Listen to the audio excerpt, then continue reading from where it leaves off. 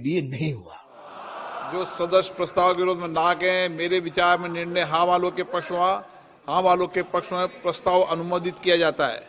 ये business advisory committee है, ठीक है ना।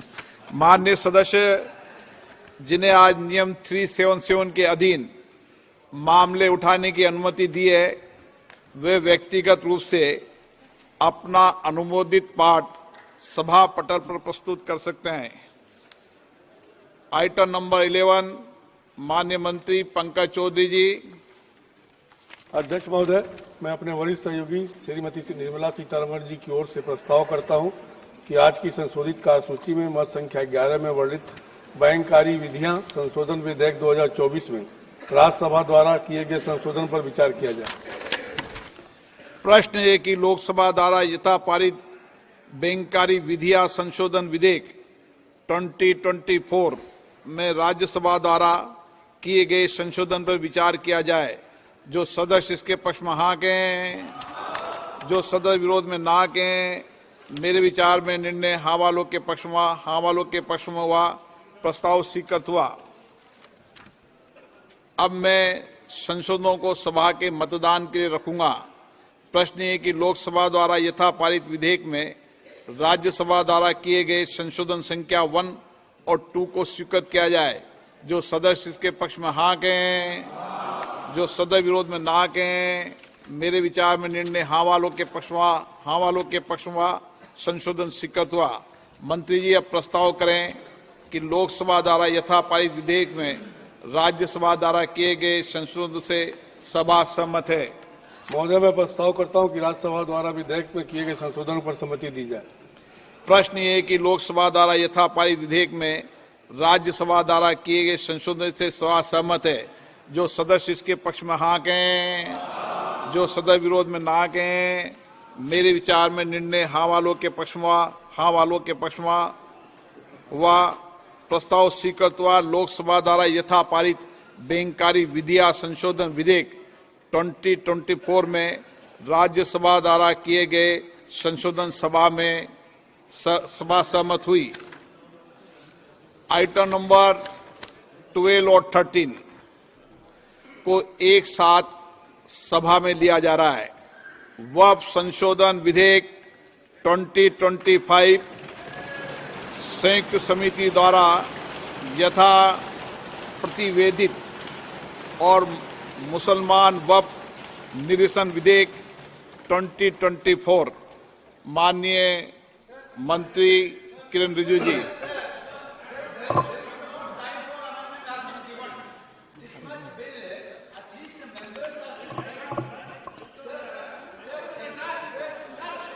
हाँ, बोलिए। दिस टाइप ऑफ बिल, इस प्रकार का जो विधेयक है, जब इस सभा में लेके आते कम से कम माननीय सदस्यों को अधिकार होना चाहिए कि संशोधन का अधिकार हो। कल हुआ था क्या कि सदस्यों के ध्यान में लाया गया दोपहर बाद में, फिर जो संशोधन है और 3:30 बाद में खत्म हो सकता है। कैसे संशोधन दे महोदय? ये आप जो विधायक को डरा धमका रहे हैं एक तरह से, उनको सदस्यों को संशोधन देना। आपण पाहतोय वक्फ बोर्ड सुधारणा विधेयकावर संसदेत चर्चा होते। खरं तर सरकारची, केंद्र सरकारची हे विधेयक संसदेत मांडताना खूपच अडचण निर्माण होते, कारण शेवटी खासदारांचा जुळवाजुळव करताना, या विधेयकाला पाठिंबा मिळवण्यासाठी सदस्यांची जुळवाजुळव करताना, मतांची जुळवाजुळव करताना सत्ताधाऱ्यांना नाकी नऊ येणार आहेत। कारण भाजप हा जरी, आपण पाहतोय संख्याबळाचं दोन्ही सभागृहांमध्ये गणित काय ते, एनडीएकडे एकूण खासदार आहेत 544, बहुमतासाठी आवश्यक खासदार आहेत ते 272 लोकसभेमध्ये, आणि एनडीएकडे लोकसभेमध्ये 293 खासदार आहेत।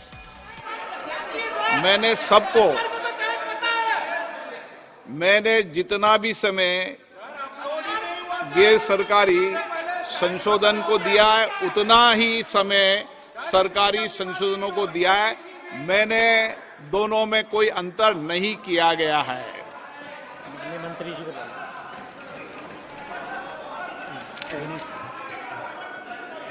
हाँ, एक बोर्ड एन के प्रेमचंद्र जी, आप बता दीजिए। Sir, my point of महोदय, मेरे व्यवस्था का प्रश्न यह है, वो नियम 80 का है जो कार्य संचालन के अनुसार है, और नियम 376 है, और कॉल और शक दर का प्रश्न 650 भी है। अब ये सभा वो एक विधेयक पर चर्चा कर रही है, वक्फ संशोधन अधिनियम 2025, जैसा कि संयुक्त समिति द्वारा यथा प्रस्तावित है। हम मूल विधेयक पर चर्चा नहीं कर रहे हैं, ये संयुक्त समिति द्वारा यथा प्रस्तावित पर चर्चा करते हैं। अध्यक्ष महोदय, सीधा मेरा प्रश्न है कि संयुक्त संसदीय समिति के पास ये अधिकार है कि वो नए प्रावधान इस विधेयक में जोड़ सकते। ये संयुक्त संसदीय समिति के अधिकारों में नहीं आता है। बहुत सारे नए प्रावधान, उन प्रावधानों के बारे में मुझे कोई उपलब्ध नहीं है। 2A भी प्रशंसनीय है, कोई आपत्ति नहीं है, बहुत ही गंभीर बात है, तकनीकी मुद्दा है। देखे, यहाँ तक कि सभा के पास भी अधिकार नहीं होता है। प्रतीक्षा करिए, आप उत्तर बाद में दीजिए, आप मेरे बाद में उत्तर दे सकते हैं। यहाँ तक कि जो संसदीय लोकसभा है, उसके पास भी ये अधिकार नहीं है कि नए प्रावधान जोड़ दें, जबकि आप नियम 81 को सस्पेंड नहीं कर देते। नियम 81 क्या कहता है?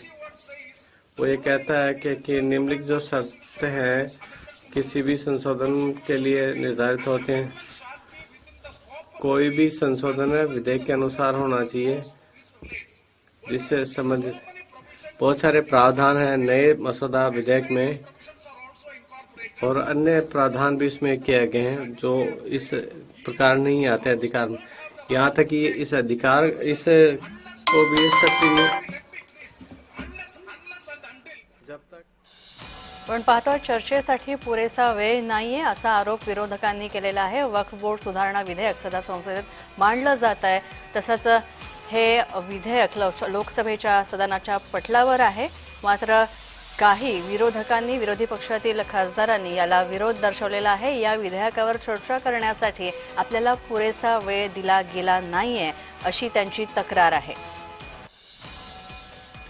आपण पाहतोय, अतिशय महत्त्वाचा असा हा दिवस, वक्फ बोर्ड सुधारणा विधेयक हे आज संसदेत पटलावर मांडलं जात आहे। तसंच आता कोणत्या प्रकारे याला पारित करण्यात येत आहे ते पाहावं लागेल। इसमें नियम से संबंधित हैं और उनके अनुसार जो विधेयक से संबंधित नहीं है। समिति के जो संशोधन के लिए जो मूल अधिकार हैं, वो जब भी अनुमति दी जाती है, उद्धरण समाप्त हुआ, इसका मतलब जब तक सभा को ये निर्देश नहीं हो सकता, तब तक कि वो नए प्रावधान विधेयक में नहीं जोड़ सकते। ये संयुक्त समिति के अधिकार में आता ही नहीं है। आप बैठिए, ऐसा नहीं चलेगा माननीय सदस्य, मैंने सबको मौका दिया, प्लीज बैठिए आप। बैठिए। माननीय गृह मंत्री जी बोलेंगे। माननीय सदस्य ने जो पॉइंट ऑफ ऑर्डर उठाया है, मैं इसके हार्द को सदन के सामने रखना चाहता हूं। भारत सरकार की कैबिनेट ने इस बारे में एक बिल अप्रूव कर सदन के सामने रखा। आपके द्वारा ये बिल जॉइंट पार्लियामेंट्री कमेटी को दिया गया, जिसका विपक्ष का भी बड़ा आग्रह था। कमेटी ने इस पर सुविचारित रूप से अपना मत प्रकट किया। वो जो मत प्रकट हुआ, वो मत फिर से कैबिनेट के सामने गया। कमेटी के जो सुझाव थे, ये भारत सरकार की कैबिनेट ने स्वीकार किए और अमेंडमेंट के रूप में किरण रिजिजू जी लेकर आए। ये तभी होता है जब ये ऑफिशियल अमेंडमेंट कैबिनेट की अनुमोदन के बगैर आता है। मान्यवर, मैं नहीं मानता इसमें कोई पॉइंट ऑफ ऑर्डर है, और आपका ही आग्रह था कि कमेटी ज्वाइंट पार्लियामेंट्री कमेटी बनी। अगर कमेटी ने कोई बदलाव ही नहीं करने हैं तो ये कांग्रेस जैसी कमेटियां नहीं, हमारी लोकतांत्रिक कमेटी है मान्यवर, जो दिमाग चलाती है। कांग्रेस के जमाने में कमेटियां होती थी जो थप्पा लगाती थी। हमारी कमेटी चर्चा करती है, चर्चा के आधार पर विचार करती है और परिवर्तन करती है। अगर परिवर्तन को स्वीकार ही नहीं करना है तो कमेटी काहे को लिए है भाई?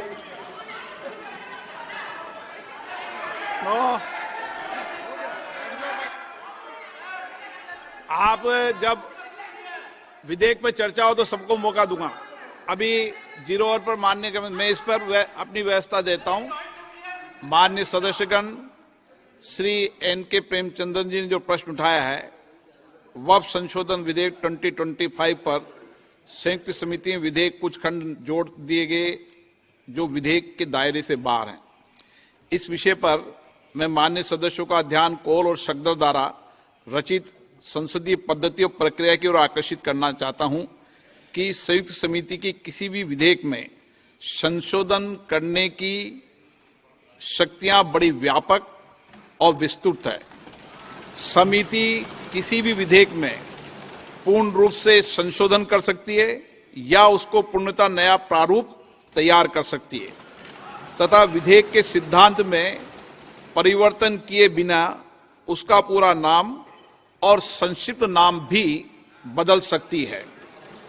इस प्रकार समिति किसी विधेयक में नए उपबंध सम्मिलित कर सकती है तथा विधेयक की व्याप्ति की समिति कर सकती है। विगत में कई संयुक्त समितियों ने विधेयकों में ऐसे संशोधन किए हैं। श्री किरण रिजिजू जी।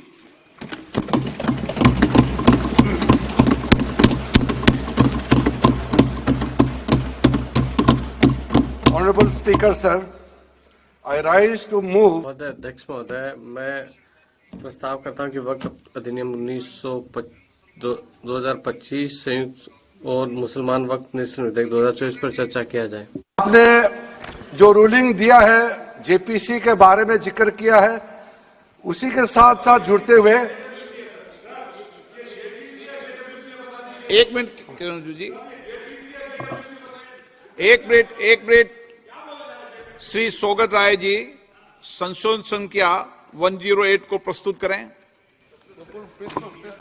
आप बोल रहे थे ना? हाँ, अंडर रूल्स महोदय, नियम 77(2) के अंतर्गत जो प्रक्रिया नियम को है, मैं प्रस्ताव करता हूं कि वक्फ संशोधन विधेयक 2025 उसको दोबारा से प्रतिवेदित किया जाए और उस पर दोबारा चर्चा कराई जाए। पर अपना वक्तव्य दें।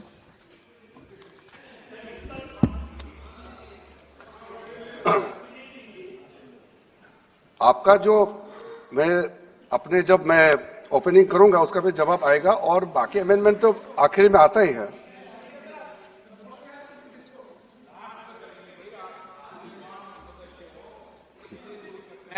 चलिए माननीय मंत्री जी। माननीय अध्यक्ष महोदय, हम सबको बहुत डिटेल में जाने का भी आवश्यकता नहीं है। कमेटी के बारे में उसका जिक्र काफी हो चुके हैं, लेकिन मैं इतना कहना चाहता हूं कि जो कमेटी इस बार दोनों सदन लोकसभा राज्यसभा मिला करके ज्वाइंट कमेटी में वक्फ अमेंडमेंट बिल पे जो चर्चा हुई है, आज तक भारत के संसदीय इतिहास में इतना व्यापक रूप से चर्चा, कंसल्टेशन और समय कभी नहीं दिया है। इसलिए मैं जो ज्वाइंट कमेटी में जितने मेंबर्स दोनों सदनों के लोकसभा और राज्यसभा में जो सदस्य उस कमेटी में थे, मेरे तरफ से सरकार की ओर से मैं धन्यवाद देता हूं, अभिनंदन करना चाहता हूं। अध्यक्ष महोदय जी, कुल मिलाकर के 97,27,772 याचिकाएं ऑनलाइन, फिजिकल, मेमोरेंडम के रूप में, रिक्वेस्ट के रूप में और सुझाव के रूप में पूरे तरह से सरकार ने देखा है। वो जेपीसी के माध्यम से हो या डायरेक्ट दिया हो, हमने सब उसको देखा है। इससे बड़ा कभी भी, इससे ज्यादा संख्या में किसी भी बिल के ऊपर में लोगों का याचिकाएं नहीं आया आज तक। कुल मिलाकर के 284 डेलीगेशन ने अलग अलग समुदाय के जो स्टेक होल्डर्स है उन्होंने कमेटी के सामने में अपने बात को रखा है, सुझाव भी दिया है। 25 स्टेट गवर्नमेंट और यूनियन टेरिटरीज का वक्फ बोर्ड्स ने अपना सबमिशन भी पेश किया गया है। इसके अतिरिक्त कई लीगल लुमिनरीज, विद्वान लोग हैं हमारे समाज में, कम्युनिटी लीडर्स हैं, अलग अलग धार्मिक संस्थाओं का प्रतिनिधि, charitable organization, civil society, academicians, researchers, policy makers, सब ने इस कमेटी के सामने में पेशकश किया है। उसके साथ साथ मैं कहना चाहता हूं सर, आज जब मैं जो बात रखूंगा आपके सामने में, पिछली बार जब हमने ये प्रस्तुत किए थे बिल को इस सदन में, तब भी मैंने कई बातें बताई थी। आज मैं उसको नहीं दोहराते हुए कुछ बातें मैं जोड़ूंगा और मुझे अपना बात रखने के बाद सिर्फ उम्मीद ही नहीं, पूरा यकीन है कि जो जो लोग इस बिल को विरोध कर रहे थे वो हृदय में भी बदलाव होगा। पॉजिटिव सोच के साथ इस बिल में सब समर्थन करेंगे, ये मैं विश्वास के साथ आप आगे अपना बात रखना चाहता हूं। क्योंकि मैं पॉजिटिव नोट से बात रखना चाहता हूं, तो इसलिए एक मेरे जो मन की बात है मैं कहना चाहता हूं, तो इससे अच्छा संदेश जाए। किसी की बात कोई, अध्यक्ष महोदय, किसी की बात कोई बदगुमान ना समझे, इस जमीन का दर्द कभी आसमान ना समझेगा। ये मैं दिल से कह रहा हूं, क्योंकि अच्छा सोच के साथ, बड़ा दिल के साथ, खुले मन से मैं ये प्रस्ताव आपके सामने में पेश कर रहा हूं। सर, कई लोगों ने अपने अपने तरीके से बातें रखी हैं। किसी ने कहा ये प्रावधान अनकॉन्स्टिट्यूशनल है, गैर संवैधानिक है। किसी ने कहा ये इलीगल है, अनलॉफुल है। सर, ये बिल जो हम लोग जिक्र कर रहे हैं कोई नया विषय नहीं है। आजादी से पहले ये बिल, जब पहली बार मुसलमान वक्फ वैलिडेटिंग एक्ट पास किया गया था 1913 में, तब से इसका इतिहास शुरू होता है। उससे पहले प्रिवी काउंसिल ने 1894 में इनवैलिडेट किया था वक्फ अल औलाद को।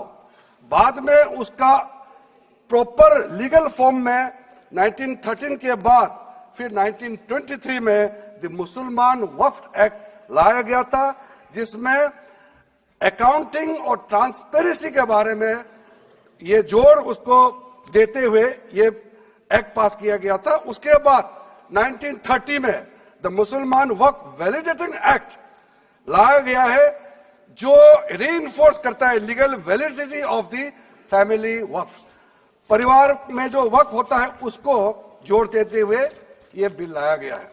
उसके बाद आजादी के बाद 1954 में 1954 में वक्फ एक्ट पहली बार आजाद भारत का एक्ट बनी और उस समय स्टेट वक्फ बोर्ड का भी प्रावधान उसी 1954 एक्ट में प्रावधान किया गया था। उस समय से लेकर के कई संशोधन के साथ में 1995 में व्यापक रूप से ये वक्फ एक्ट बनी है। तो उस समय किसी ने नहीं कहा कि ये एक्ट अनकॉन्स्टिट्यूशनल है, किसी ने नहीं कहा उस समय ये अनलॉफुल है। आज जब हम उसी बिल को सुधार के ला रहे हैं, तब आपको ये अनकॉन्स्टिट्यूशनल, अनलॉफुल का ये शब्द इस्तेमाल करने का आपको ये नौबत कैसे आया? ये सोच क्यों आया? अगर आप सच्चे दिल से सोचते और मन साफ होते तो आप तर्क पे जाते। इस संशोधन बिल में जो जो तर्क है आप उसमें बात कीजिए। आप उसको छोड़ के जो कोई लेना देना नहीं है बिल में, उसका बात आप लेकर के लोगों को गुमराह करने का, बरगलाने का काम जो किया है, उसको मैं शुरू में साफ करना चाहता हूं। अध्यक्ष महोदय जी, 1995 में ट्राइब्यूनल का पहला व्यवस्था किया गया है ताकि वक्फ बोर्ड का कोई भी निर्णय किसी को अगर पसंद नहीं है या उसको चैलेंज करना चाहता है तो वक्फ ट्राइब्यूनल वहां आप जा सकते हैं। उसका प्रावधान पहले बार हुए हैं और उस समय यह भी फैसला हुआ कि 5 लाख से ज्यादा आमदनी किसी वक्फ प्रॉपर्टी में है, उसके लिए सरकार एग्जीक्यूटिव ऑफिसर्स अपॉइंट किया जाएगा। ये भी 1995 में शुरुआत की है। अध्यक्ष महोदय जी, ये आज एक ट्रिगर पॉइंट क्यों हुआ है? ये अमेंडमेंट बिल लाने का आवश्यकता सबसे ज्यादा शुरुआत कहां से हुई? मैं संक्षेप में बताना चाहता हूं। 2013 में, 2014 में हम सब चुनाव में गए, और चुनाव में जाने से पहले 2013 में कुछ कदम ऐसे उठाए गए हैं जो आप सुन करके, आप सदस्य के रूप में भी और इस देश का नागरिक होने के कारण आपके दिमाग में यह बात जरूर सवाल उठेगा कि ऐसा कदम क्यों उठाया गया है। सर, 2013 में पहला यह बदलाव हुआ कि इस देश में कोई भी आदमी, कोई भी इंसान, चाहे वो हिंदू हो, मुसलमान हो, सिख हो, ईसाई हो, पारसी हो, बौद्ध हो, जैन हो, वक्फ क्रिएट कर सकता है। सबको मालूम है वक्फ एक मुसलमान का अल्लाह के प्रति अपना एक उसका एक पायस चैरिटेबल रिलीजियस पर्पस के लिए वक्फ क्रिएट किया जाता है, लेकिन उसमें डाइल्यूशन करके 2013 में कोई भी वक्फ क्रिएट कर सकता है। यह प्रावधान सबसे पहले उस समय की यूपीए सरकार ने किया है। दूसरा, आपने सारा वक्फ को स्पेसिफिक कर दिया कि शिया बोर्ड में शिया ही रहेंगे, सुन्नी बोर्ड में सिर्फ सुन्नी ही रहेंगे, और कोई भी बोर्ड हो सिर्फ उनके लोग ही रहेंगे, बाकी कोई उसमें आ नहीं सकता है। ऐसा आपने प्रावधान किया। तीसरा, 2008, सर आप शांति से सुनने के बाद आप जो भी पूछेंगे हमारा रिप्लाई तो आएंगे ही सर। डिबेट का आखिरी में है, मेरा फिर से रिप्लाई होगा। तो अभी मैं जब शुरुआत में कुछ दृष्टिकोण रख रहा हूं, इसमें कोई हस्तक्षेप ना करे, ध्यान से सुनिए, ताकि हमारा डिबेट का स्तर भी ऊंचा रहे और तर्क भी सामने में आ जाए। सर, एक प्रावधान आया सेक्शन 108। उस सेक्शन 108 में यह लिखा गया है कि वक्फ बोर्ड का जो प्रावधान है इस देश में कोई भी मौजूदा कानून के ऊपर में रहेगा, ओवरराइडिंग इफेक्ट रहेगा। ऐसा आपने कानून बनाया है। इस देश में ऐसा कानून कैसे मंजूर कर सकते हैं अध्यक्ष महोदय जी? हर कानून अपना अपना हिसाब से चलता है, लेकिन एक कानून दूसरे कानून के ऊपर में ओवरराइडिंग इफेक्ट होगा, ये कोई भी मान्यता नहीं दे सकता है। उसके बाद सर, मैं कुछ प्रोपेगेंडा साथ में जुड़े हुए हैं उससे पहले, जो 2013 में मुझे भी बहुत ताज्जुब हुआ कि ये पास कैसे जबरदस्ती करवाया है। 2013 में वक्फ में यूजर जो आपने प्रावधान डाला, उसके बाद 1970 से एक केस चल रहा था दिल्ली के अंदर में। दिल्ली के अंदर में हमारा सीजीओ कॉम्प्लेक्स है, पार्लियामेंट बिल्डिंग है, कई प्रॉपर्टीज है, और इसको वक्फ बोर्ड, दिल्ली वक्फ बोर्ड ने क्लेम किया कि ये वक्फ प्रॉपर्टीज है। उसके बाद ये केस चल रहा था अदालत में। उस समय यूपीए सरकार ने पूरा सारा जमीन को डी नोटिफाई करके वक्फ बोर्ड को दे दिया। 123 प्रॉपर्टी। अगर आज हम ये संशोधन लेके नहीं आते तो जिस सदन में हम बैठे हैं, ये पार्लियामेंट बिल्डिंग, इसको भी क्लेम किया जा रहा था। एयरपोर्ट, बसंत विहार, और अगर नरेंद्र मोदी जी का सरकार नहीं आते, अगर यूपीए का सरकार कंटिन्यू रहता, तो क्या क्या बिल्डिंग को डी नोटिफाई किया जाना था। 123 प्रॉपर्टी को तो डी नोटिफाई किया। मैं रिकॉर्ड में कह रहा हूं, अपने मन से कुछ नहीं कह रहा हूं, मैं ऑफिशियल रिकॉर्ड का बात बता रहा हूं। अध्यक्ष महोदय, आप काहे को उछल रहे हो? मैं अपने से थोड़ी बोल रहा हूं, जो हकीकत बात को बता रहा हूं। आप आराम से बैठ के सुनिए। आपके दल को और आपको सबको बोलने का मौका मिलेगा। माननीय मंत्री जी,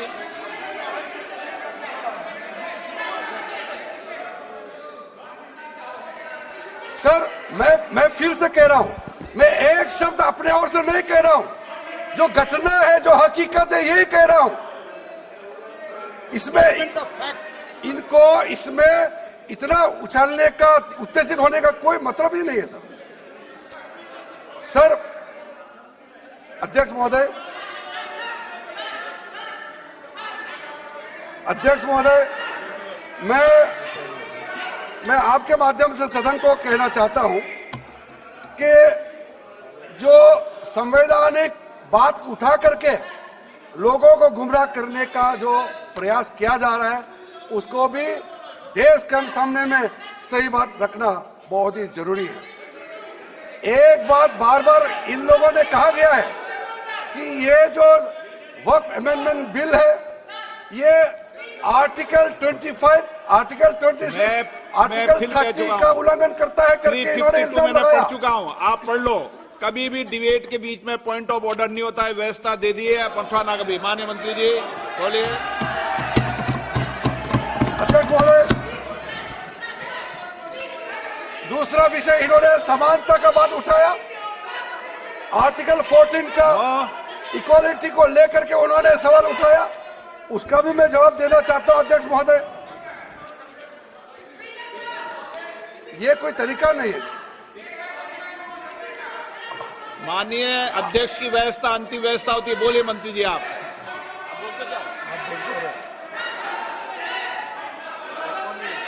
अध्यक्ष महोदय, क्योंकि मेरा कान खुला हुआ है तो ये डिस्टर्ब हो रहा है मुझे, मैं अभी ये पहन की बात करता हूं।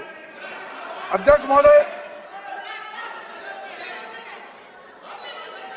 महोदय, ये वक्फ बोर्ड का जो काम है, ये बेसिकली वक्फ प्रॉपर्टी को जो संभालने वाले मुतावली और जो वक्फ प्रॉपर्टी को व्यवस्था करते हैं, उसको संचालित करने के लिए ये गवर्नेंस का, सुपरविजन का एक प्रावधान है।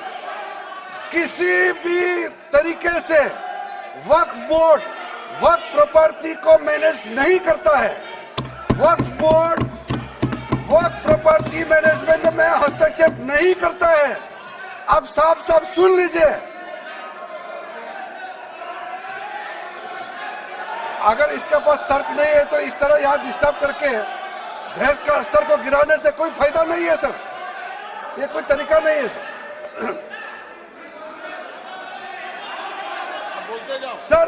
वक्फ बोर्ड का क्रिएट करना, एक जो वाकिफ होता है, जो अपना विलिंगली वक्फ क्रिएट करता मैंने है। व्यवस्था दे दी है, आप जब समय हो तो बोले नो, प्लीज बैठिए। ये तरीका ठीक नहीं है आपका, बैठिए आप। नो, बैठिए। माननीय मंत्री जी, सूची है 2013 की प्रॉपर्टी। हाँ है,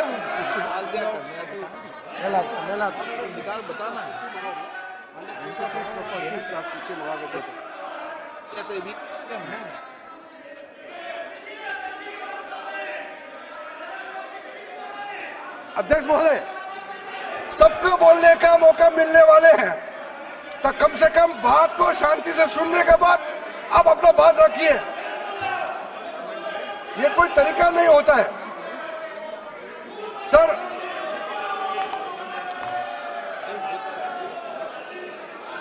अध्यक्ष महोदय, ये जो उन्होंने गुमराह करने का कोशिश किया गया है, ये मैं कुछ केसेस आपको बताना चाहता हूं सर। आप देखिए,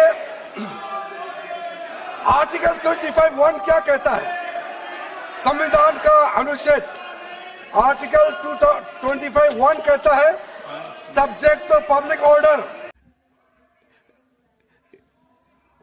जन व्यवस्था और इस नियम के दूसरे खंडों के तहत और जो सहमति की स्वतंत्रता और अपने धर्म को स्वतंत्रता से निर्वाह करना,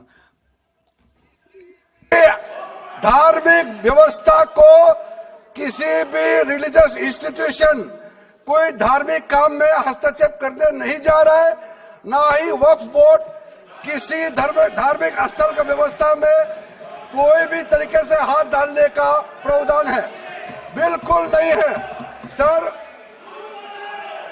आप अगर हम कोई नमाज, सर ये क्या झूठ बोल रहे हैं, ये कॉन्स्टिट्यूशन, हम कॉन्स्टिट्यूशन का प्रावधान पढ़ रहे हैं फिर भी झूठ बोल रहे हैं। ये कॉन्स्टिट्यूशन को नहीं मानते हैं सर। किसी मस्जिद का मैनेजमेंट को हम हस्तक्षेप करने का कोई इसमें प्रावधान नहीं लिया जा रहा है। एक मिनट माननीय सदस्य, आप भारत की संसद में बैठे हो, गरिमा मर्यादा बनाए रखो, बैठे बैठे टिप्पणी मत करो। हाँ, आपको जब मौका मिलेगा आप अपनी बात कहना, बैठे बैठे टिप्पणी नहीं कर सकते। ये संसद की मर्यादा नहीं है, ऐसे नहीं चलेगा सदन। सदन व्यवस्था नियम से चलेगा। किसी भी व्यक्ति को बैठे बैठे कोई भी सदस्य जो बोल रहा हो उसके बीच में टिप्पणी करने का अधिकार नहीं है। माननीय मंत्री जी। अध्यक्ष महोदय जी, ये वक्फ बोर्ड का जो प्रावधान किसी मस्जिद, किसी मंदिर, किसी धार्मिक स्थल का व्यवस्था का कोई लेना देना नहीं है। ये सिंपली एक प्रॉपर्टी का मैनेजमेंट का विषय है। ये कोई मुसलमान अपना ज़कात देता है, फितरा देता है, उसको हम पूछने वाला कौन होते हैं? ये आपका धार्मिक भावना से जुड़े हुए चीज है, उसमें सरकार का कोई लेना देना नहीं है। लेकिन ये वक्फ प्रॉपर्टी का मामला है, लेकिन वक्फ प्रॉपर्टी का मैनेजमेंट करता है, मुतवल्लिज करता है। ये आपको इतना बेसिक ये फर्क जो है अगर समझ में नहीं आते या जानबूझ करके आप नहीं समझना चाहते हैं तो मेरा पास इसका कोई इलाज नहीं है। अध्यक्ष महोदय जी, ये आपके माध्यम से मैं फिर से कहना चाहता हूं कि ये सर क्या ये ऐसा बहस नहीं होता है जी। आप लोग का तर्क रखने का समय में बोलिए, ये बीच बीच में कमेंट पास करने से सर हमारा पॉइंट का फ्लो भी बिगड़ता है और आवाज भी ठीक नहीं हो, अब आवाज भी ठीक से नहीं जाएगा। आप क्या चीज को जवाब देंगे सर? इसमें मैं कई ऐसे केसेस है जिसको मैं रेफर कर सकता हूं, लेकिन सदन में 3 केसेस का मैं रेफर करूंगा तो दूध का दूध पानी का पानी हो जाएगा कि ये धार्मिक व्यवस्था से कोई लेना देना नहीं है। आपको मैं पहला एग्जांपल देना चाहता हूं, सैयद फजल पकुया Thangal versus union of India. इसमें क्या केरला हाईकोर्ट का फैसला है। केरला हाईकोर्ट ने कहा the Waqf board is a statutory body, pure and simple, it is not a representative body of the Muslim community. यह हाईकोर्ट का ऑर्डर है। उसके बाद इलाहाबाद हाईकोर्ट का ऑर्डर भी सुन लीजिए, Hafiz Mohammad Zafar Ahmad versus UP central Sunni board of waqf का जजमेंट सुन लीजिए। ए मुतावाली का अधिकार जो है वो सिर्फ संपत्तियों के प्रबंधन का कानून है और उसमें और मुतवाली का जो फर्ज है वो एकदम धर्मनिरपेक्ष उसका चरित्र है, वो धार्मिक चरित्र नहीं है। ये स्पष्ट तौर पे रूलिंग दिया गया है। श्री गोविंद लाल जी राजस्थान, इसमें हाईकोर्ट ने क्या कहा, सुप्रीम कोर्ट ने क्या कहा? राइट संपत्तियों के प्रबंधन का अधिकार, मंदिर के संपत्ति के प्रबंधन का अधिकार, ये पूरी तरह से धर्मनिरपेक्ष मामला है और इसको धार्मिक कार्यों से कोई इसका संबंध नहीं किया जा सकता। आप बार बार कहना कि मुसलमानों का अधिकार में गैर मुसलमान कैसे आ रहा है, ये तर्क ही नहीं बनता है। आप ये आज से ये बात बोलने के लिए बंद कीजिए। सर 2013 में जो काम किए गए हैं उसमें मैं एक चीज जिक्र करना चाहता हूं। इलेक्शन आने वाला था, बहुत ही कम दिन बच गए थे, इलेक्शन कोड ऑफ कॉन्डक्ट लगने ही वाला था। हम सबको मालूम है अप्रैल और मई में चुनाव हुआ था। 5 मार्च 2014 को उस समय के यूपीए सरकार ने 123 प्राइम प्रॉपर्टीज को जो housing and urban development ministry का तहत आता है उसको आपने दिल्ली वक्फ बोर्ड को ट्रांसफर कर दिया। जरूरत था? कुछ दिन बाकी था चुनाव होने के लिए, आप इंतजार तो करते। आपने सोचा ये करके वोट मिलेंगे, लेकिन आप तो चुनाव तो हार गए, तो फायदा क्या हुआ? ऐसा काम करने से वोट नहीं मिलता है। इसलिए लोग इंटेलिजेंट है, हमारे देश के लोग समझदार है, इसलिए वोट बैंक का राजनीति के बिना हम अच्छे सोच के साथ में आज इस सदन में फिर से आए हैं। कुछ एनोमलीज है इस बिल में, तो इसको बदलना जरूरी था। मैंने एक पहले भी उसका जिक्र किया था कि आपने कहा कोई भी हिंदुस्तानी, कोई भी भारतीय वक्फ क्रिएट कर सकता है।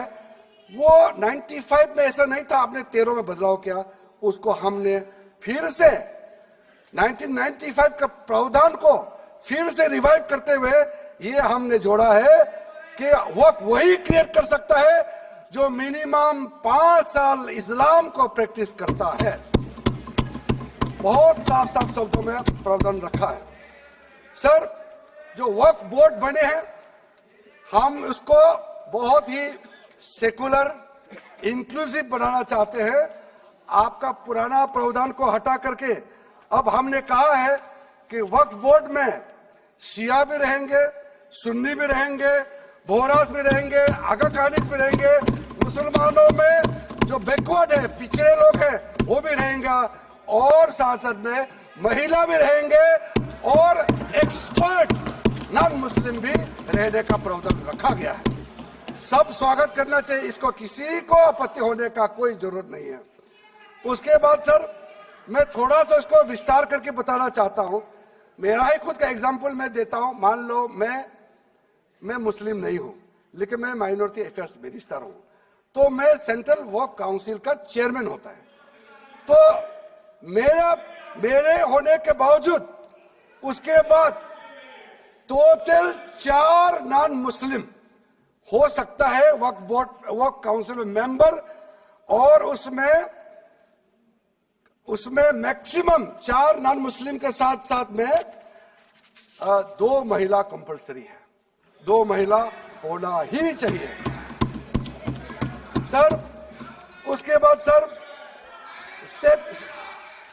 स्टेट अभी आप पूरा वक्फ बोर्ड देख लीजिए, महिला कहाँ है? महिला को भी रखा ही नहीं है, वो सिर्फ बातें करते हैं। सर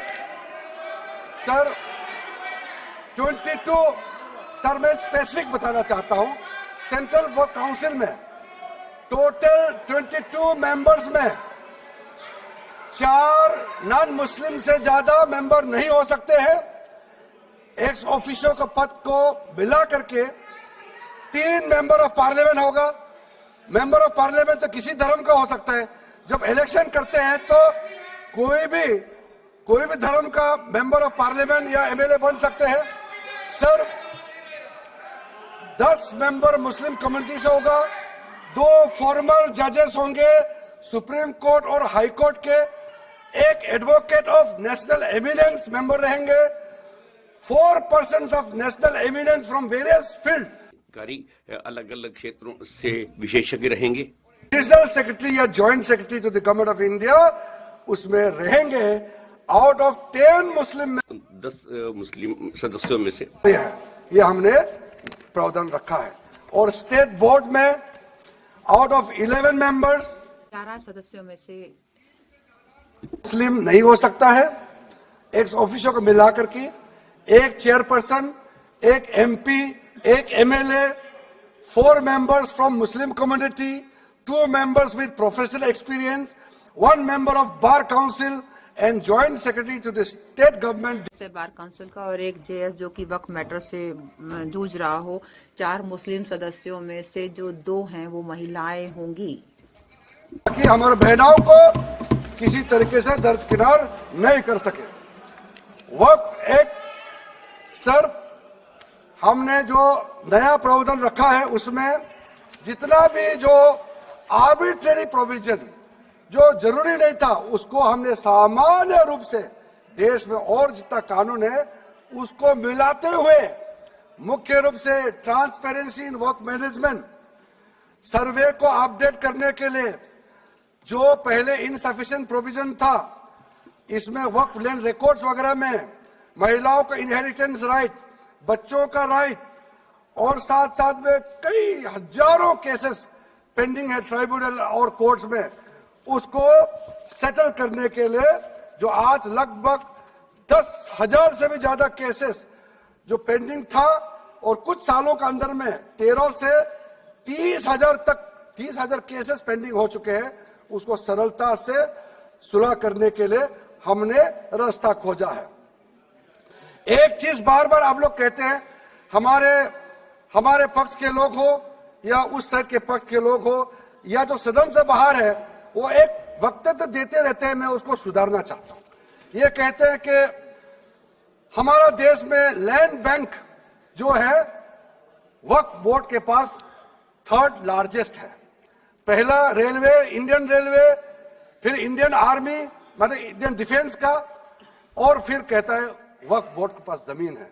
मैं उसको सुधारना चाहता हूं। सर, आप भी तो ट्रेन में चलते हैं, हम लोग भी ट्रेन में चलते हैं, हजारों किलोमीटर ट्रेन का पटरी लगा हुआ है, स्टेशन बना हुआ है। वो ट्रेन का पटरी लगा हुआ है, वो रेलवे का प्रॉपर्टी थोड़ी है, ये तो देश का प्रॉपर्टी है। हम लोग सब चलते हैं उसमें। इसको आप कैसे लगा सकते हैं कि रेलवे के पास इतना है, वक्फ बोर्ड के पास इतना है? वो देश का प्रॉपर्टी है। हमारा डिफेंस के पास कहता है कि 2nd लार्जेस्ट है।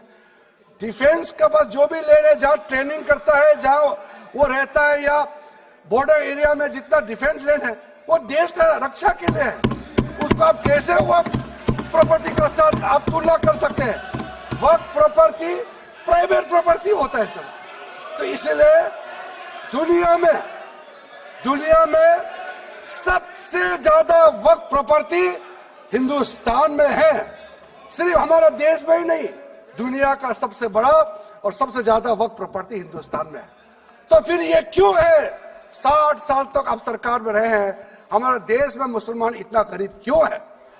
जब दुनिया का सबसे ज्यादा वक्फ प्रॉपर्टी हमारा देश में है, तो हमारे गरीब मुसलमानों का पढ़ाई के लिए, मेडिकल ट्रीटमेंट के लिए, स्किलिंग के लिए, इनकम जनरेशन के लिए क्यों काम नहीं हुआ आज तक? बताइए। ये दुनिया का सबसे बड़ा वक्फ प्रॉपर्टी अगर हिंदुस्तान में है, तो उस प्रॉपर्टी से गरीबों का उत्थान के लिए, लोगों का भला के लिए अगर ये सरकार नरेंद्र मोदी जी के नेतृत्व में गरीब मुसलमानों के लिए काम कर रहा है, तो इसमें आपत्ति क्यों होना चाहिए? आप लोग बताइए।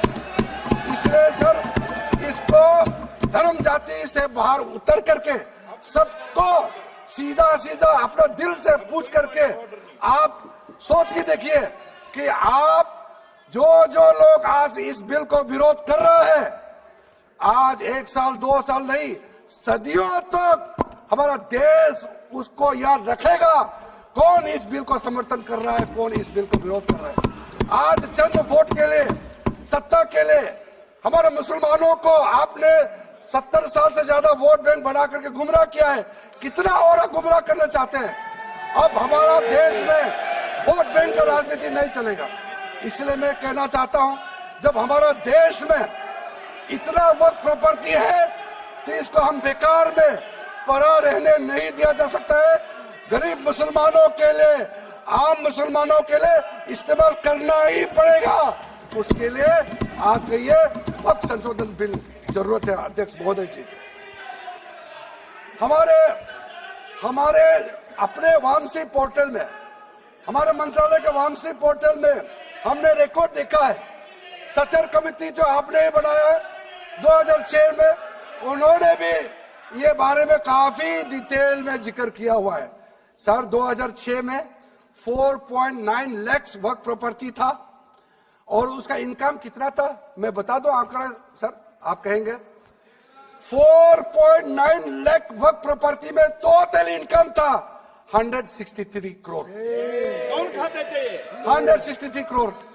और आपने 2013 में बदलाव करने के बाद आज इनकम कितना बढ़ा है वो भी मैं बता देता हूं। हो गया 166 करोड़। 3 करोड़ बढ़ा है। कैसे मंजूर कर सकता है हम लोग इस महान सदन में बैठ करके? अगर इतना 10 सालों के बाद भी दुनिया का सबसे ज्यादा प्रॉपर्टी का टोटल इनकम जनरेशन 3 करोड़ बढ़ता है, तो ये हम कभी मंजूर नहीं कर सकता।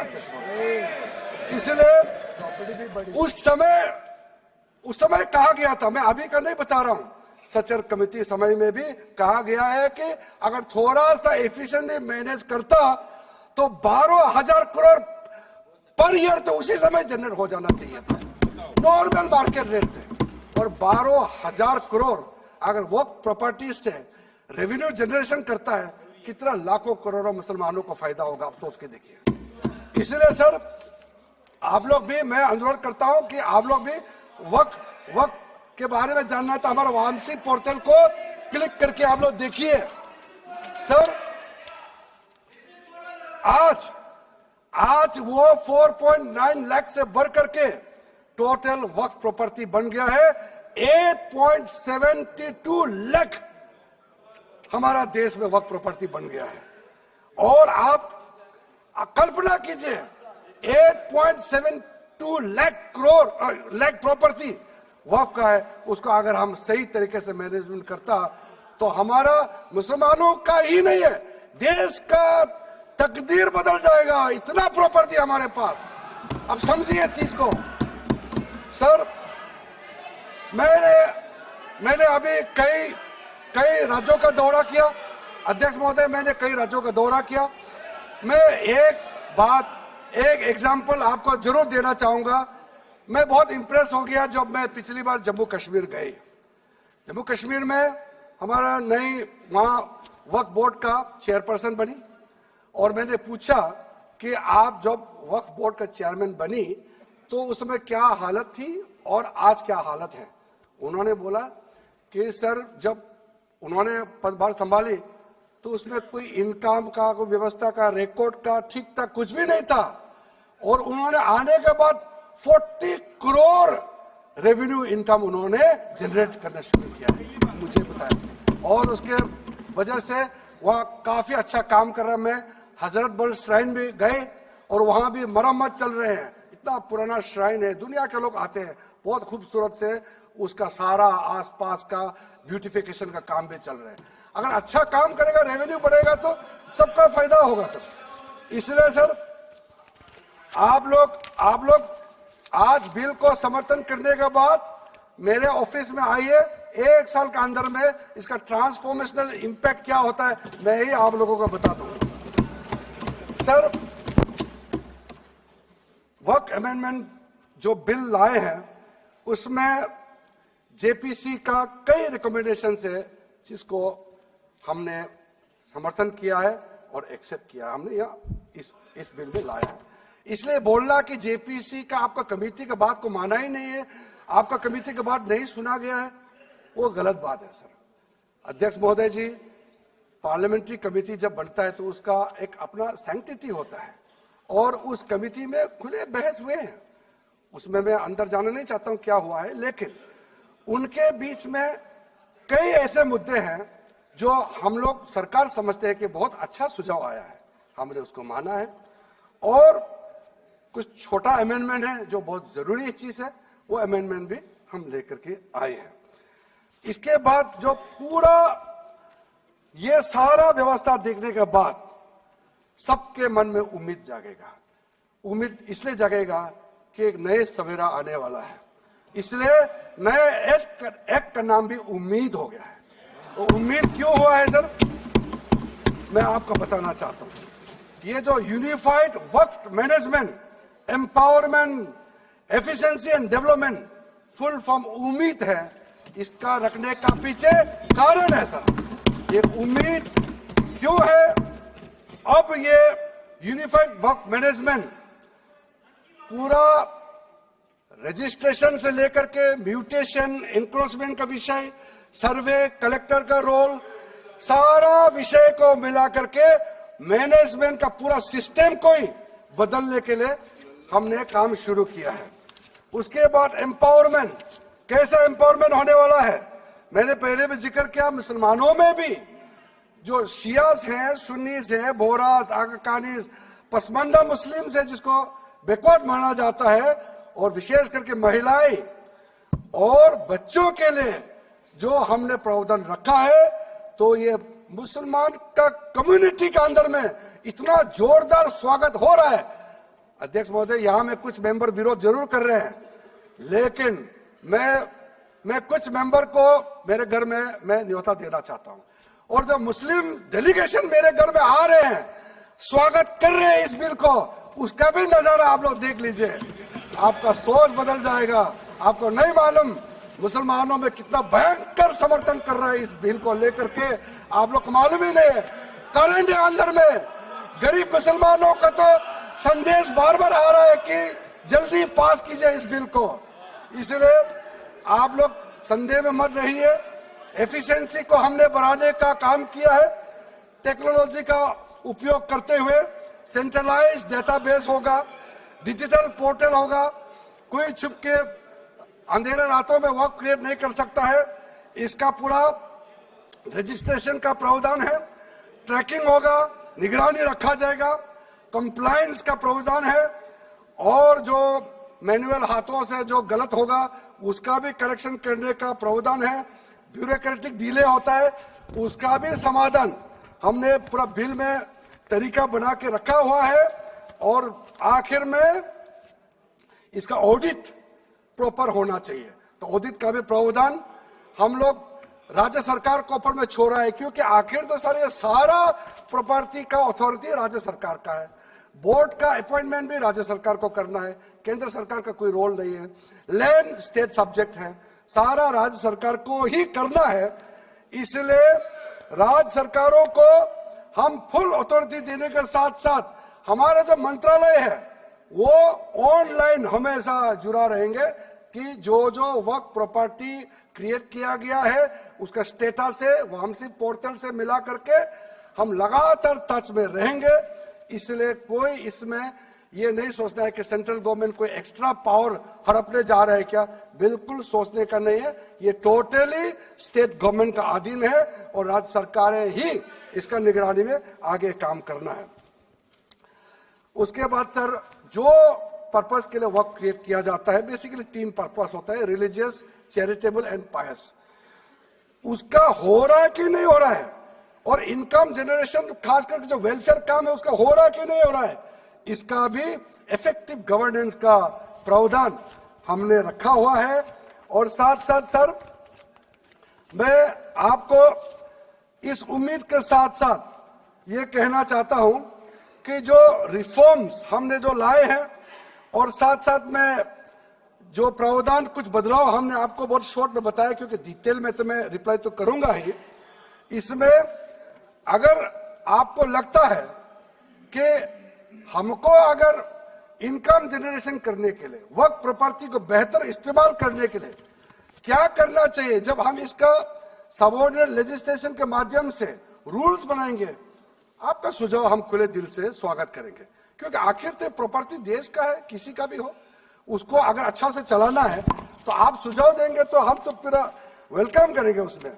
इसलिए आज मैं मेंबरों के साथ साथ जो कई दरगाह है, कई मस्जिद के इमाम है, कई लोग जो मुझे मिले, उन्होंने भी बहुत अच्छा सुझाव दिया है। उसको डिटेल में मैं यहाँ कहना नहीं चाहता हूँ, लेकिन हम रिकॉर्ड में रखा है। कई अच्छे अच्छे सुझाव हमारे पास आए हैं, वो भी हमने नोट करके रखा है। एक इंपॉर्टेंट पॉइंट को मैं अब आपके सामने भी रखना चाहता हूं।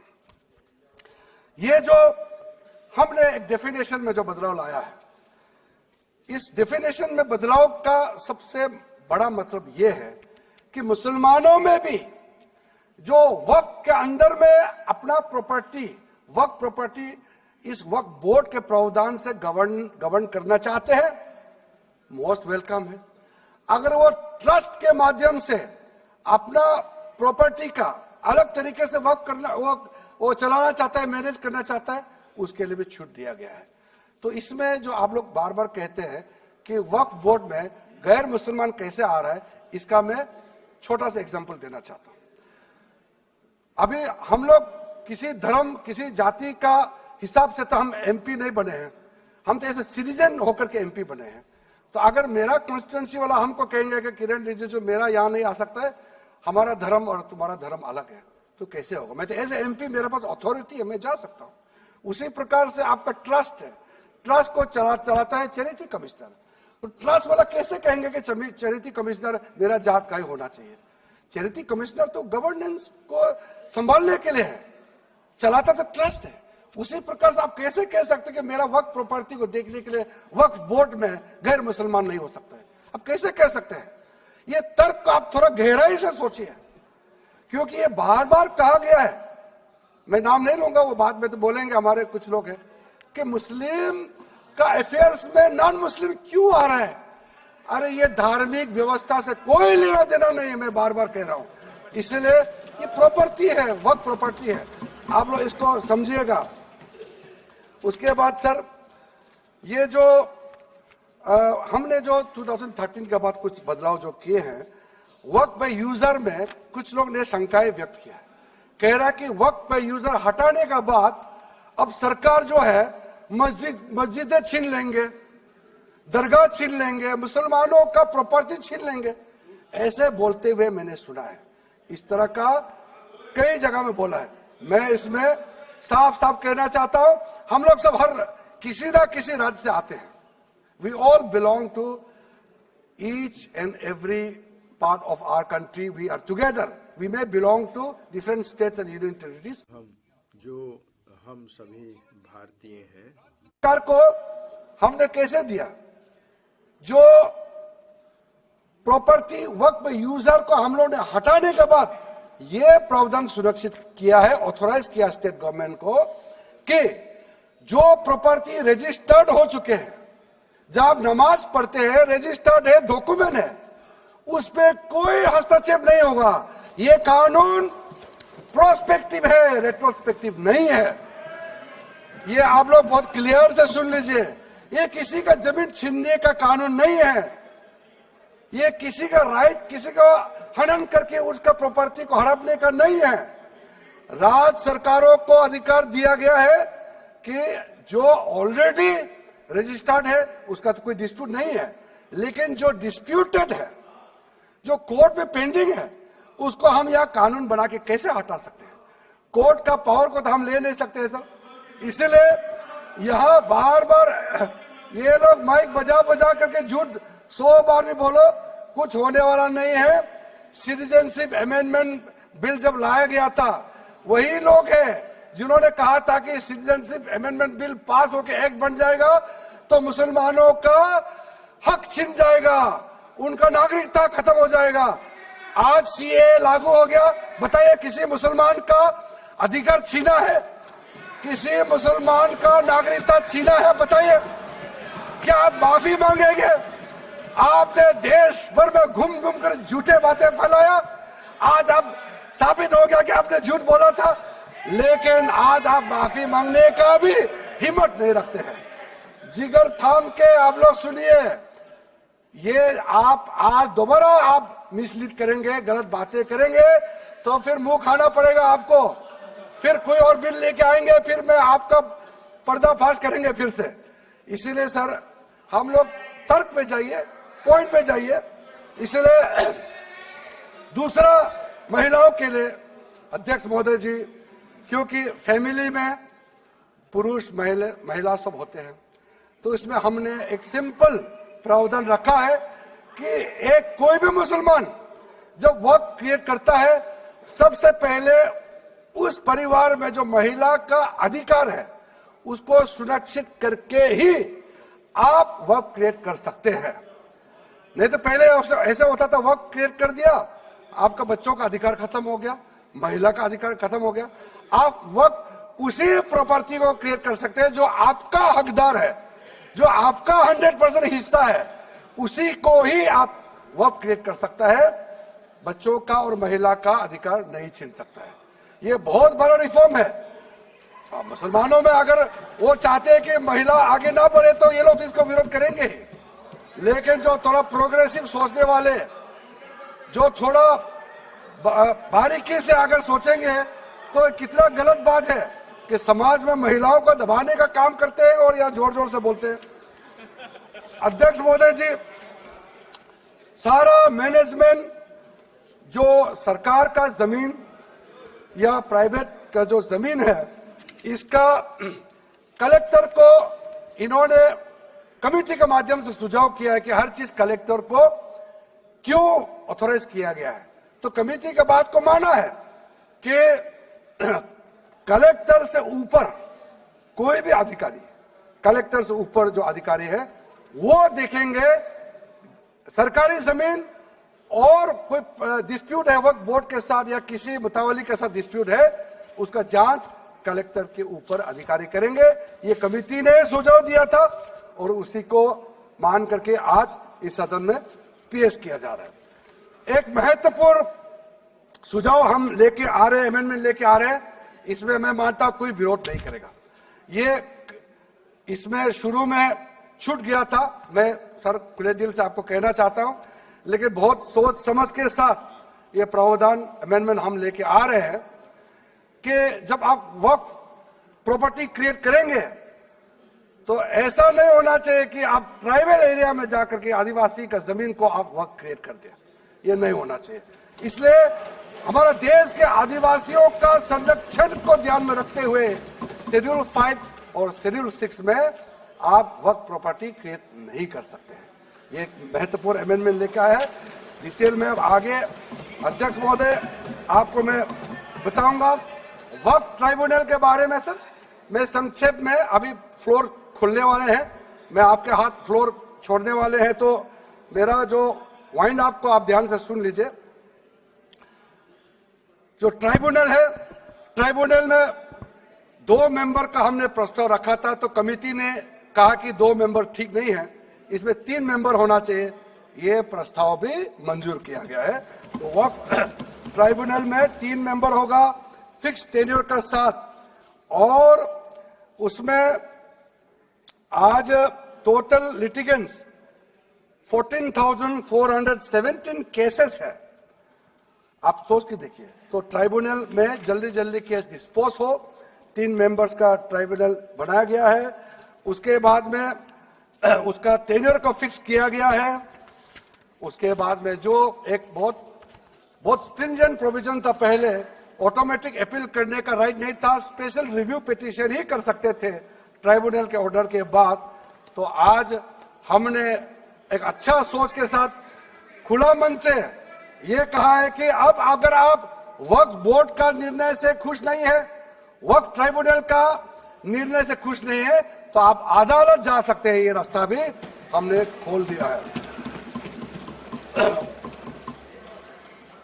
उसके बाद सर कंट्रीब्यूशन, एनुअल कंट्रीब्यूशन, ये भी आपका ही सुझाव था कमेटी वालों का कि जो कंट्रीब्यूशन देते हैं वक्फ बोर्ड मुतावली जो देते हैं उसको घटाना चाहिए, तो उसको 7% से 5% घटा दिया है, ताकि ज्यादा पैसा आप चैरिटेबल पर्पस के लिए खर्चा कर सके। तो अच्छा जो प्रॉपर्टी मैनेज करता है वो तो सरकार को शाबाशी देंगे। उसके बाद एक बहुत ही महत्वपूर्ण प्रावधान है जो हमको रखना पड़ा, आपने लॉ ऑफ लिमिटेशन को इस वक्फ बोर्ड का प्रावधान से हटा दिया था, इसको हमने लगाया है। तो अब तो मालूम है the limitation act of 1963 will now apply to the work property claims from the date of commencement of this act, aiming to reduce prolonged litigation। ये बहुत बड़ा मैं मानता हूं एक कदम उठाया है।